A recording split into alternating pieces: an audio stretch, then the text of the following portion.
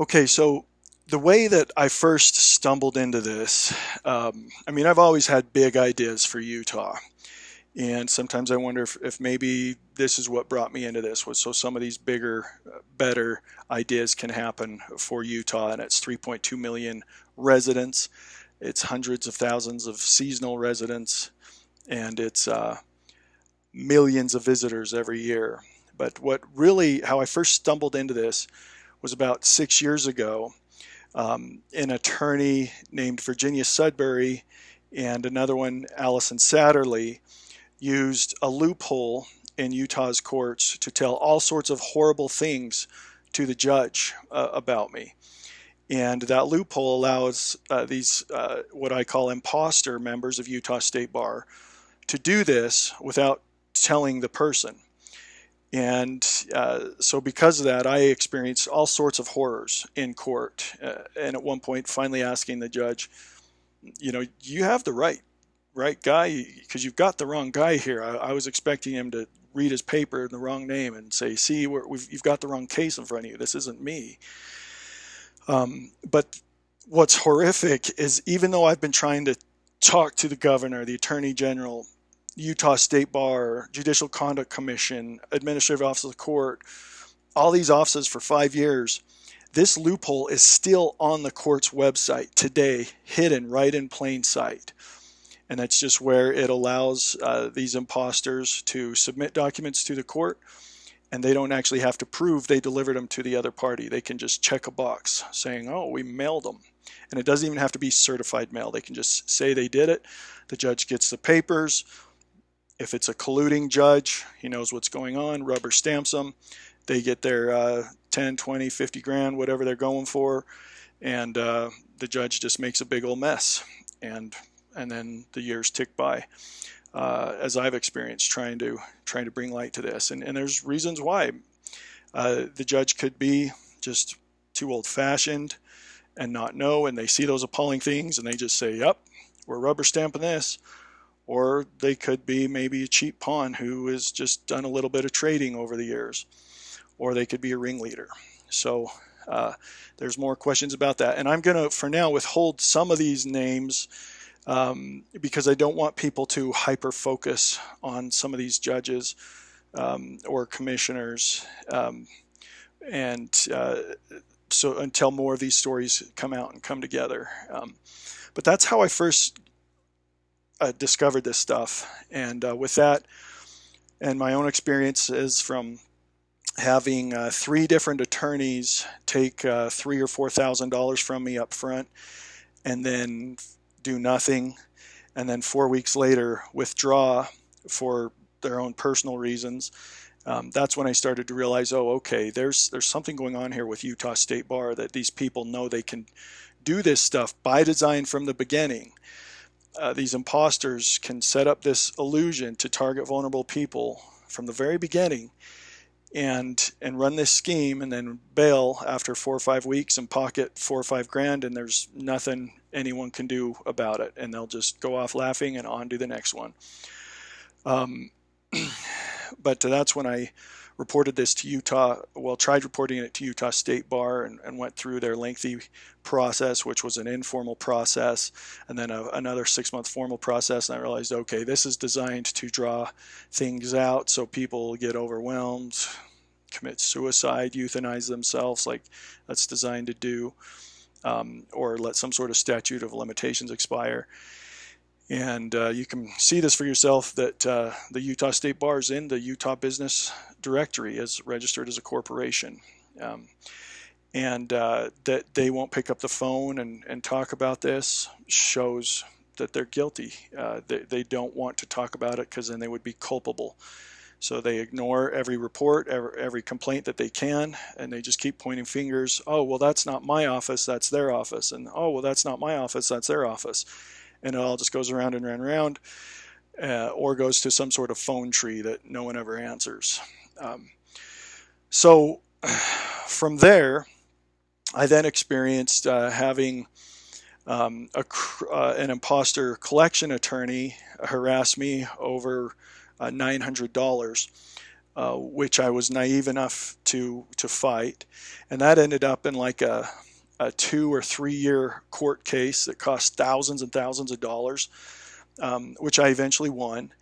Um, but in the corruption of it, I wasn't awarded any of my attorney's fees back. And along the way, one time I was there at the courthouse, and I think I counted 40 or 50 or 60 people in line for the same hearing at the same time.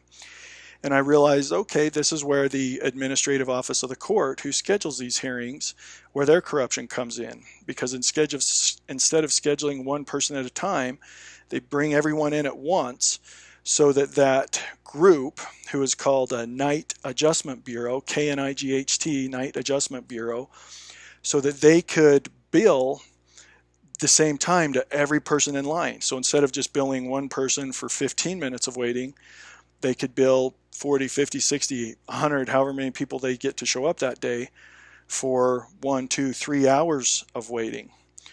So that's, say, if they're doing a 200 an hour over 100 people over 3 hours, that adds up to tens of thousands of dollars that they can bill just from mailing a bunch of letters out and wrecking people's lives and weeks and months and days and getting there at the courthouse so they can hammer them and hammer them.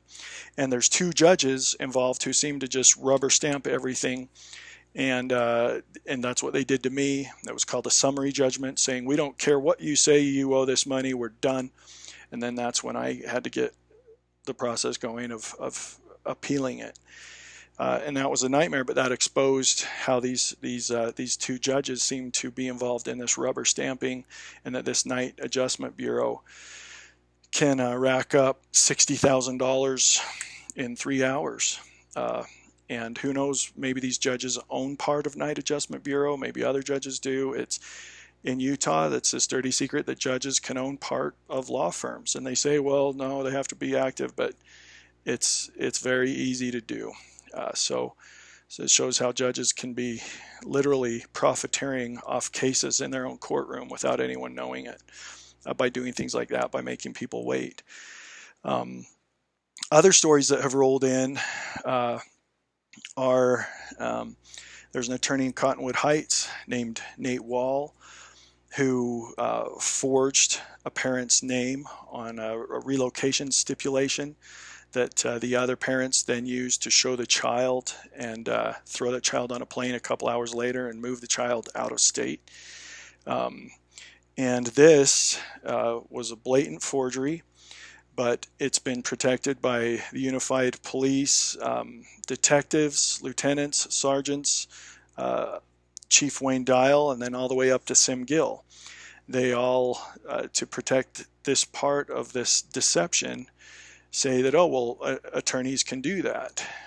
When really what this attorney did was forged a person's name who wasn't even their own client, and did that without power of attorney happening, which has to happen in the presence of a notary and all this. Yet there's Sim Gill, is a district attorney of Salt Lake County, saying, no, we're not going to prosecute this attorney for forgery. So it just shows, again, how the way corruption works, all the bad guys don't know what all the bad guys are doing. They don't know everything each other's doing. The reason why it goes on and on and on is that everyone is just kind of doing their own little thing, or protecting their buddy, or maybe who they think is going to be a future commissioner or a future judge. And so they're all just kind of doing their own little things, not realizing how dark and how deep it really goes, that there is that part where those attorneys are intentionally overdosing their own clients, hoping they commit suicide so that the attorneys, the imposters, can steal tens of thousands of dollars from them.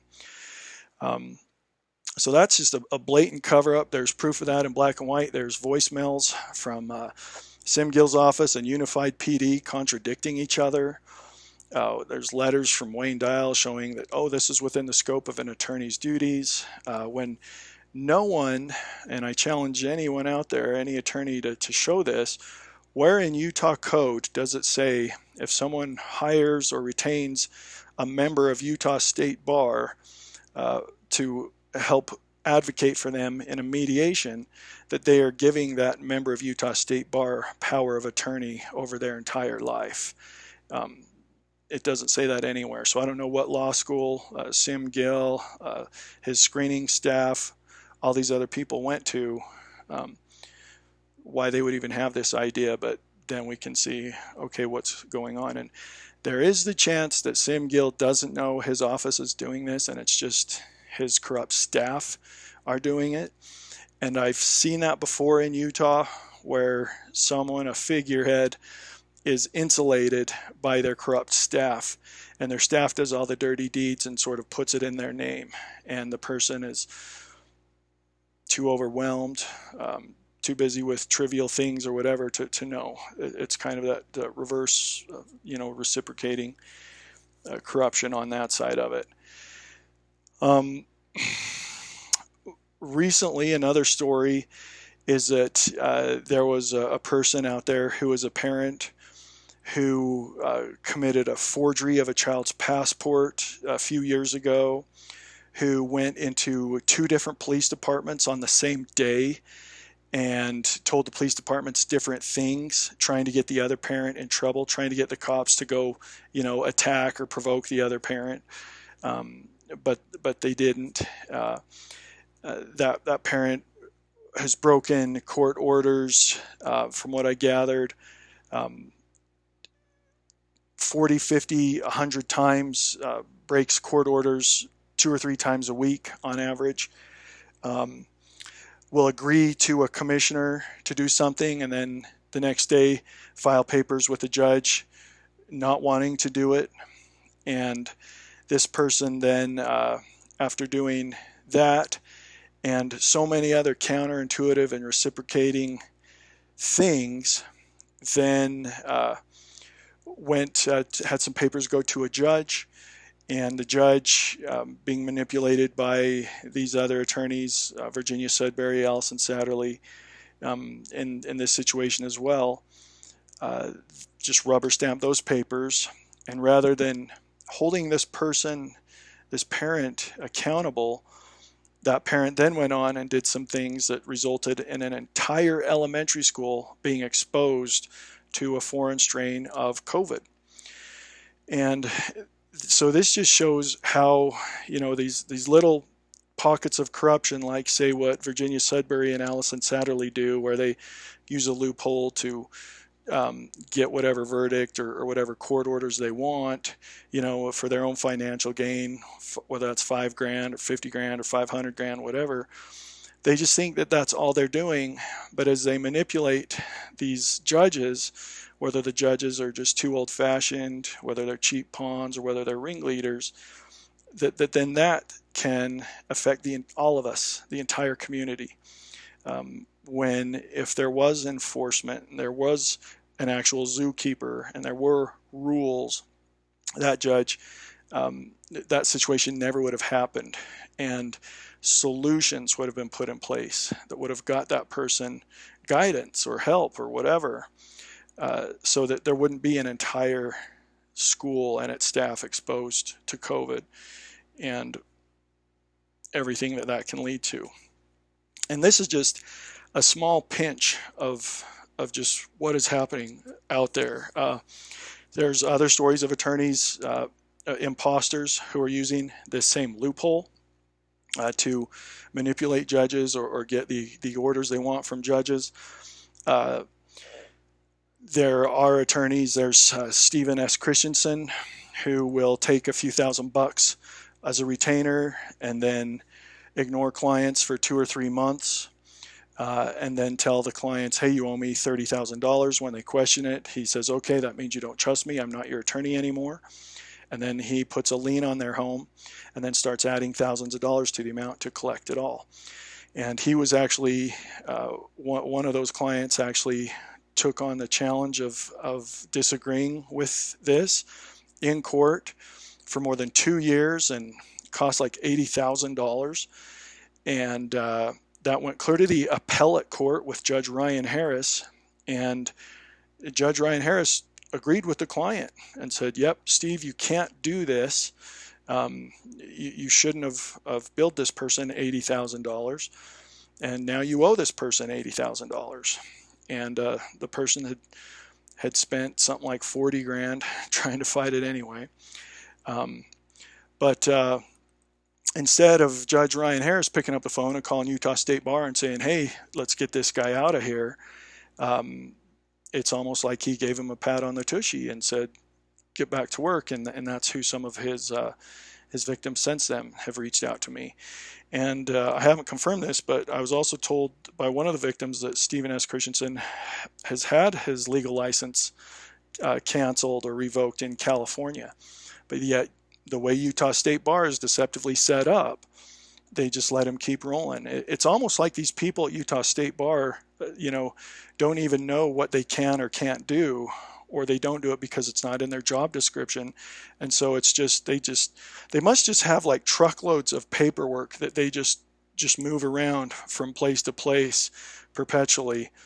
And that's why none of this ever gets done. It's unfortunate that the governor could put an end to this. The attorney general, Sim Gill, could stand up and be a voice for stopping this. Any attorney out there in this corruption or in other fields could step up and put a group together and end this. The Administrative Office of the Court, DCFS, and all the horrors that happen with it, especially what we're seeing in the news lately with those YouTubers or whatever, the horrors of that. Kids, parents reporting things to DCFS about 3-year-old children being abandoned and left alone at home in the middle of the night, waking up terrified, afraid to be so alone in the dark in that house. And that's reported to DCFS, and they don't even bother. To them, that's not child abuse or neglect. It seems that DCFS only wants to get involved if it's something that they can be on the news about looking good. And then, if it's something on the news making them look bad, their phones just go cold or go to those endless phone trees or something. And that's a bummer, because there are well-intending people who get sucked into that system wanting to help, and then they realize how corrupt it is, just like those in the courthouse. And an example of this is how Chief Justice Matthew Durant, Salt Lake Tribune, reported on him, how there's such a high attrition rate of turnover in the courthouse. I think it's like 30% or 40% of people who are hired only last like 6 months. And it's not because of pay, it's because of the corruption. And I've experienced this myself, where someone who has been in the courthouse for a long time will do certain things that make it harder for others, but easier for the imposters. And the new people, new clerks, whatever, who get hired in the courthouse, they get trained, oh, well, here's how we do it. But then the old guard says, no, this is how we do it. And you're either one of us or you're not. And they are smart. They say, well, I'm out of here. So Chief Justice Matthew Durant, this is your invitation to sit down with me and let's talk more about this and name some names and get this fixed, or get the people educated on what is happening, or penalized, or ripped off the bench, depending on what their level of collusion is. But it's I'm trying to see the bigger picture with all this. There are a lot of names of attorneys to name. We've got just like 20 other examples of different names to share, and I look forward to doing that in another summary kind of follow-up video. But it just shows how like the Judicial Conduct Commission, their website shows pictures of the Matheson Courthouse like they're this big, active, involved commission. Well, really, there is no commission. It's one guy in a stinky building 13 blocks away who shows up a couple times a week to check whatever complaints about judges and commissioners have been slid under the door. And then he just looks at whatever address is on there, takes a form letter, rubber stamps that, and mails it back to the person that says, we got your paperwork, don't bug us, we're not going to look into it. Even for judges who were like almost voted out in the last retention election. In Utah, judges are nominated by the governor, and then they go in, and then after 3 years, then like every 6 years or something, they have to be voted to be retained. And even judges who were like had a 46% vote out rate, so they're just right there as being voted out. Complaints come into that Judicial Conduct Commission person, and they don't even look at them; they just throw them away. Uh, but because there's all those illusions, it shows that it is just an illusion anyway. I mean, it's one guy who like will occasionally answer the phone. He used to be the same guy on the voicemail, same guy that reads whatever complaints are in, same guy that rejects them. And then, once a month, he probably goes and has lunch with someone in the courthouse and says, yep, here's how many complaints we got. And they all disappeared. And he gets a high five and some attaboys or whatever. So it's rampant. It's everywhere. There's even a story that came in of there was a parent who got tricked into going to therapy with what they thought was a licensed therapist, but was really just an intern posing as a licensed therapist. And the intern engaged in therapy for the child, and the intern engaged in therapy for the parent, and then the other parent and that parent's romantic interest or whatever of the time. So this intern had this parent believing that they were their therapist as well as the child's therapist. And when this intern kept missing critical details, this intern was with a counseling group in South Jordan called Reach Counseling. But when this intern was missing critical details, the parent who had been tricked wrote an email to the intern, a role reversal email. It was full of rhetoric and hyperbole, trying to summarize the last 3 years that the other parent and the boyfriend or girlfriend or whatever had done, and wrote the last 3 years as if that parent was going to do those things, to try and summarize, hey, you're a therapist, here's all the stuff you've missed. If I did this stuff in the next 3 years, this is how it would look. And that intern instead basically disregarded the email and was like, okay, well, I'll see you at the next appointment in a couple weeks or whatever. And then went on vacation or something, and then came back, took the email, reported it to DCFS, and then told the other parent and boyfriend or girlfriend about the report. And then the other parent and boyfriend and girlfriend then used that to open up a case with the court and say, oh, look at all these horrible things this other parent is planning on doing on the next 3 years. We need protective orders against them and third-party supervision, and they should never be able to see the child again. And the courts kind of played along with it.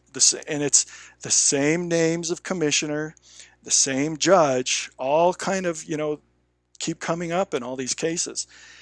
And that's what that commissioner and that judge did. They then took the parent and punished them for what the other parent and boyfriend and girlfriend have done and are doing, and or punished or did whatever they did to that parent. And now that parent has to pay like $100 for a third-party supervisor to supervise the time they spend with their child, who has been with them half the time for like 7 years. And because the system doesn't require attorneys to represent everybody in the system, and because his parents already had, like many people, 3, 4, 5 different attorneys take advantage of them and then leave them hanging, no other attorneys will help them. So and meanwhile, this poor 7-year-old is wondering what happened to their other parent. They can't see him. They can only see him a few hours a week with a third-party supervisor there. And then the other parent and boyfriend and girlfriend keep doing horrible, horrific things, like the same kind of, stuff that is doing something and reversing it as it's convenient to them. And it's sociopathic, it's psychopathic, it's a lot of things. And yet the courts, because there's no supervision. Allison Satterley is involved in that one too. So it shows that from just what I've done, there seems to be about 25 or 30 of the same names that keep coming up, and then you'll see little pockets where there's 4 or 5 or 6 of those same names are part of like the private guardian ad litem office. And it just goes on and on. And that brings up something else. Like in the guardian ad litem office, there's someone in there, Amy Mitchell, who's supposed to be a guardian ad litem.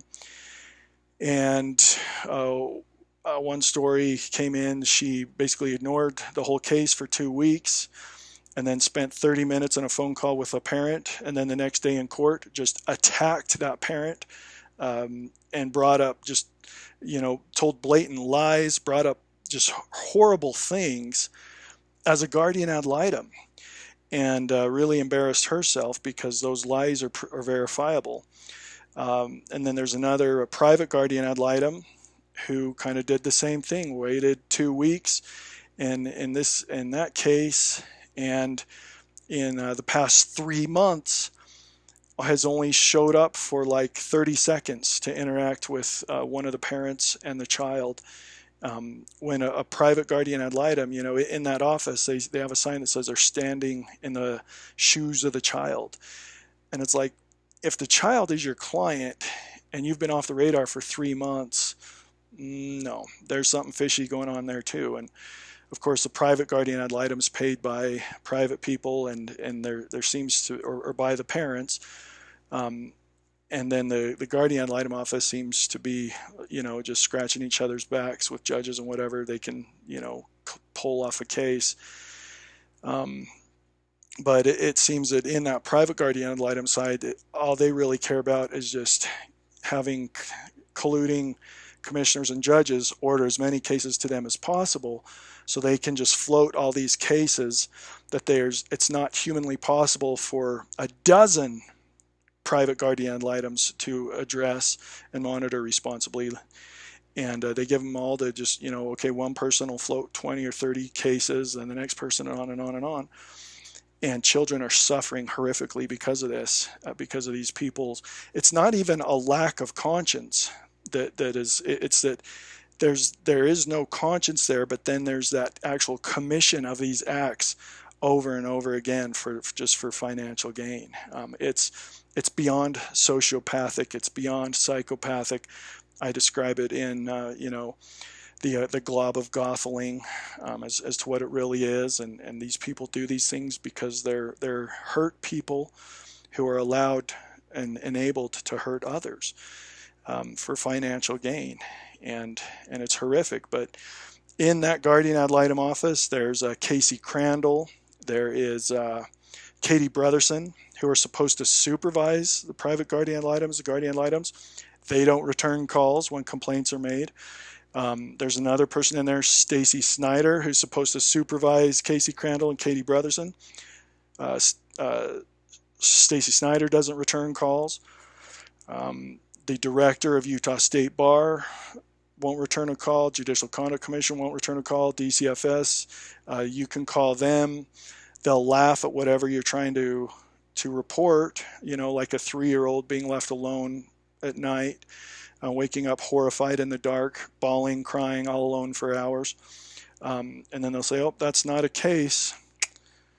The administrative office of the court schedules all these hearings at once. So even whether it's a collection attorney or just another attorney, so that they can have 3, 4, 5 clients all show up at 9 and wait 3 hours, and then they can bill all those clients for those same 3 hours. So instead of billing for 1 hour, they can bill for 15 hours while they just sit and go like this on their phone in the hallways of the Matheson courthouse for 3 hours, and the clients are bawling. If you want to experience visceral horror, real life nightmares happening, go to the courthouse on some of these days that these cases are lined up and people are in the hallways forced to be alone after being taken advantage of by 3, 4, 5, 6 attorneys, and it will turn your guts inside out.